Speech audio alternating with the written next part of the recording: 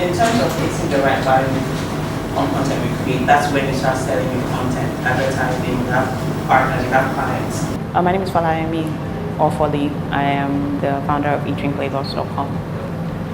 My breakthrough moment was when we started getting more people reading our blog, and people actually enjoyed it and would engage with us about our content and also leave comments about their own perspective about the restaurants that we wrote about.